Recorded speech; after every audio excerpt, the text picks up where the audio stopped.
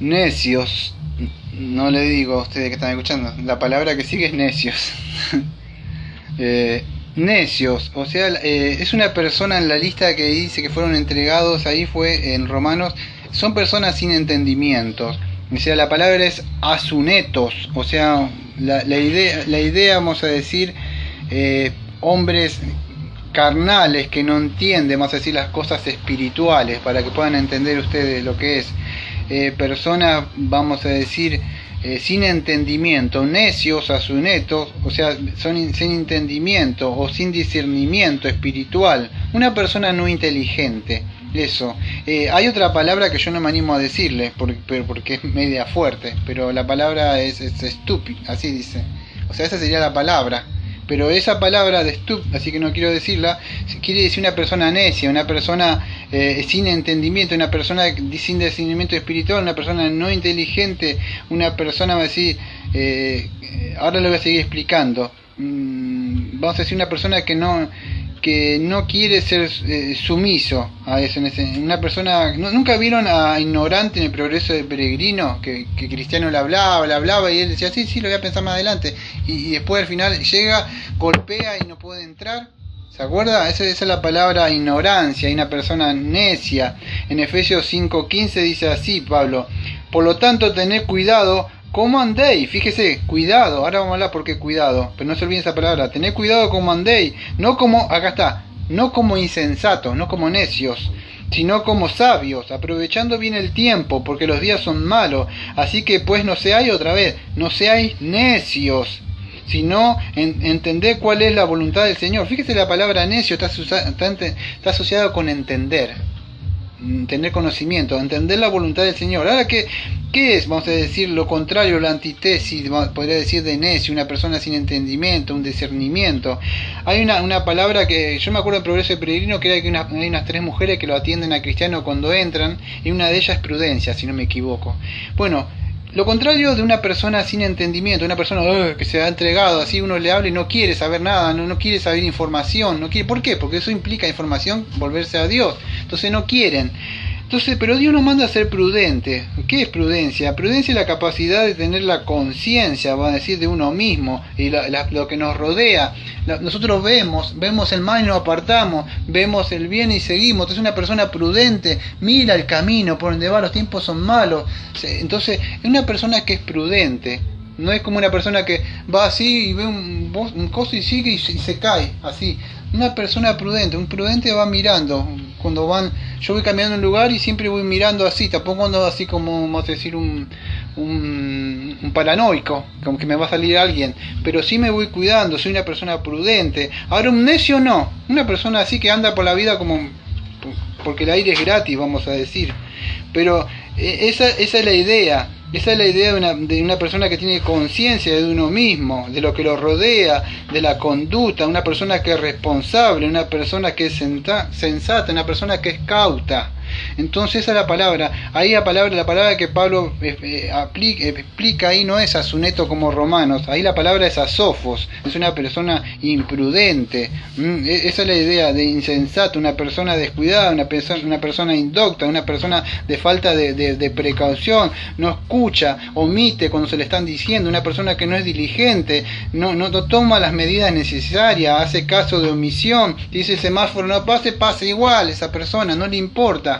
Es imprudente, vive la vida así por vivirla, no toma precauciones, o sea, se confía en sí mismo, no confía en Dios, vive su vida como si nada, no importa lo que dice la Biblia, es un necio él, no le importa. Entonces debemos tener cuidado de esas personas. 1 Timoteo 6:9 también dice: porque los que quieren enriquecerse caen en tentación, en lazo de muchas codicias necias y dañosa que hacen hundir a los hombres y destrucción. Fíjese que las riquezas pueden hacer caer a las personas en codicias necias, Las riquezas pueden ahogar la palabra de Dios, amado. Entonces tenemos que tener entendimiento, discernimiento.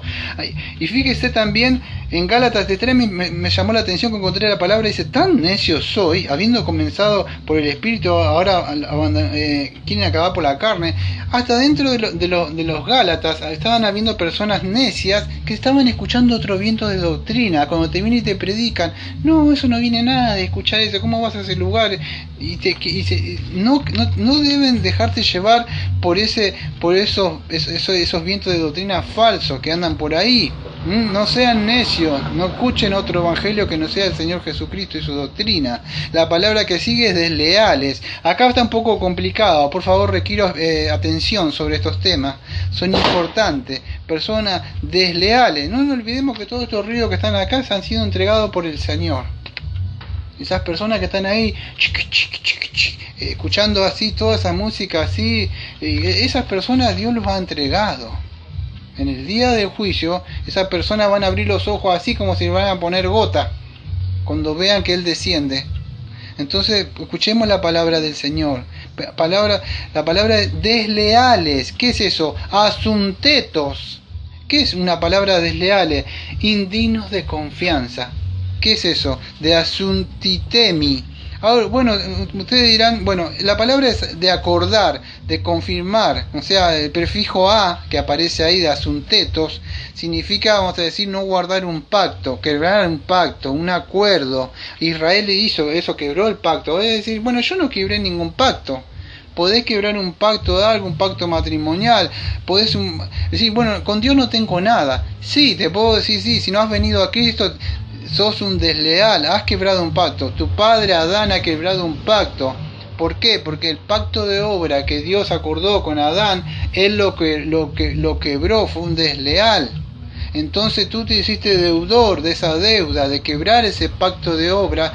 Entonces te fue acreditada todo eso, todos esos pecados han caído. Entonces esas personas que ustedes ven ahí son desleales, asuntetos, han sido entregados a eso, porque son deudores para con Dios. Pero en Cristo Jesús nosotros ahora podemos llevarle el mensaje en Jesucristo para que se puedan reconciliar, pero ellos han quebrado, no han guardado un pacto, o sea, han quebrado ese pacto, esa es la idea, sin afecto natural. O sea, ¿qué es eso? También que han entregado, no han visto a esas personas que no tienen amor, pero el verdadero amor, ese afecto natural es astorgos, la negación. Storge es un amor, pero acá un amor parentesco, especialmente de los padres. ¿Cuántos han visto muchos padres que a mí por lo menos no quiero hablar mal de mi padre? Mi papá me abandonó a los 4 años, no tuvo afecto por su hijo, me abandonó. Hay muchos padres que no aman a sus hijos, se preocupan por ellos. Eso es raíz de decir que han sido entregados, no tienen un afecto, vamos a decir, un afecto natural. El pecado se ama a sí mismo, amado no ama al prójimo, menos, y si no ama a los hijos, menos va a amar al prójimo. Implacables, la otra palabra que aparece ahí, la palabra implacable, ahí es aspondos, es sin una tregua, sin una libación. La idea es esto, es parecida a esto que estamos hablando de la palabra desleales, asuntetos, pero no es la misma. ¿Por qué? Acá se habla de implacable, aspondo, es sin una libación, sin una tregua. Yo tengo que explicar algo antes de hablar. Son personas que, vamos a decir ya, cuando se concertaban tratados y pactos, esto iba acompañado de libaciones, una tregua. Pero esto da a entender una persona que no se deja hacer persuadirse, una persona que no se deja concertar un pacto, una persona implacable. Dice, no, dice, pero vamos a hacer un acuerdo de paz, fíjate que, no, dice, eso no se puede tratar con esa persona. Dice ya, no es un implacable, dice que no. Es una persona, vamos a decir, no quiere acordar un pacto, no quiere. Una persona que uno le puede predicar el nuevo pacto en Cristo Jesús, que se puede reconciliar con Dios Padre, el Hijo y el Espíritu Santo, pero es un implacable. Prefiero ir al infierno, dice, y no quiere escuchar la palabra de Dios. Es un implacable, no quiere escuchar el pacto que ha sido quebrantado, que esa persona ha sido entregada, no le importa. Es implacable, no podés entrarle por ningún lado. Es un aspondos, de ahí la idea, un desleal, un implacable, un infiel a la promesa. Dios le está extendiendo su misericordia, Él le está extendiendo su amor y Él quiere pisotear la sangre de Cristo. No quiere aceptar ese nuevo pacto en Cristo Jesús. No quiere aceptar ese tratado de paz, porque Dios está airado, pero a la misma vez quiere hacer paz con el hombre, y él no quiere, es implacable, es una persona que, vamos a decir, que no quiere ser persuadido, no quiere celebrar ese pacto de sangre derramada en la cruz, él no quiere aceptar eso, no se quiere humillar, él prefiere morir en esa forma, está totalmente su mente entregada, vamos a decir, una persona totalmente, quizás otra persona puede pensar y dice, ay, por poco me convences, Pablo, vamos a decir, pero no, así como Agripa en Hechos 26-28, cuando Agripa le dice, por poco me persuades a que me haga cristiano, Pablo, por poco, casi, pero no quiso. La idea es eso. Una persona, fíjese que dice, no quiere ser persuadido a celebrar, dice, por poco me persuade, esa es la idea, persuadir, no quiere, casi lo persuadió Pablo. Pablo se acuerda que dijo, por poco, por mucho, porque él habló de juicio, otra cosa no quería. Entonces, no quiere, vamos a decir, aceptar ese tratado de paz. ¿Por qué? Porque esto está hablando de una persona implacable, un estado, vamos a decir, de guerra, la persona está enemistada y no quiere saber nada con Dios. Entonces esa persona rehúsa ese acuerdo, vamos a decir, ese pacto en Cristo Jesús que derramó por medio de sacrificio, que es expiación por nuestros pecados. Entonces esta persona no quieren aceptar, vamos a decir, el nuevo pacto en Jesucristo, la paz. Están en guerra contra Dios y sus pecados, vamos a decir, pero siguen esa posición implacables. Tengo que hablar de uno más y quizás ya termine, pero antes de hablar de otro, quería hablar un poquito de estas personas, vamos a decir, vamos a hacer una cosa, vamos a terminar con la persona sin misericordia. La palabra es anelemón, ahí en Romanos 1:31, sin misericordia. Fíjese, son personas que no tienen misericordia. ¿Se acuerda de la misericordia cuando bajaban eso, el samaritano? Ahora esas personas que eran religiosos tenían que ser movidos a misericordia, pero fíjese que aquellas personas no tenían misericordia. Esas son personas que no tienen misericordia, aneleos, o sea, ahí el juicio, vamos a decir, que va a recaer sobre esas personas. Ese Santiago dice, por aquellos que no tienen misericordia, que no hacen misericordia, son personas que no tienen misericordia por las personas. Y así vamos llegando, o sea, son personas que no tienen misericordia, personas despiadadas, como el buen samaritano. El levita y el sacerdote tenían que hacer misericordia, pero no quisieron. Y Dios quiere que hagan misericordia más que sacrificio. ¿De qué sirve tener la ley? ¿Qué sirve tener la palabra de Dios si no hacen misericordia, si no amas a tus hermanos, si no amas a tu prójimo? Son personas que no tienen misericordia, ni siquiera le importa la misericordia que las personas se estén muriendo y no le presentan el Evangelio. Entonces, ¿qué es misericordia? La palabra es eleos, ahí. Vamos a decir, una persona que tiene simpatía por una persona en miseria. Se es movido a misericordia. Ahí vemos el ejemplo de buen samaritano, como dejó mal parado a los otros que eran religiosos, al levita y al sacerdote, que miraron para un costado. Entonces la palabra de leos es una manifestación externa, hablando de Dios, vamos a decir, que Dios ve nuestra necesidad. Dios tuvo misericordia por nosotros. Dios vio que nosotros no nos podíamos salvar. Estábamos muertos en delito y en pecado. Si no fuera porque Él descendió y Dios descendió ahora por nosotros estábamos perdidos. Porque Dios no tenía ningún derecho de tener misericordia por nosotros. Nosotros pecamos. Y tenemos la justa retribución de ir al infierno. Porque eso nos merecemos. La justicia que merecemos es ir al infierno. Pero Dios tuvo misericordia. En Efesios 2:4 y en Tito 3:5 dice así. Efesios 2:4 dice, pero Dios, que es rico en misericordia por causa del gran amor con que nos amó. Y Tito, pero yo voy a leer de Tito 3 versículo, quizás lea del 4, dice así.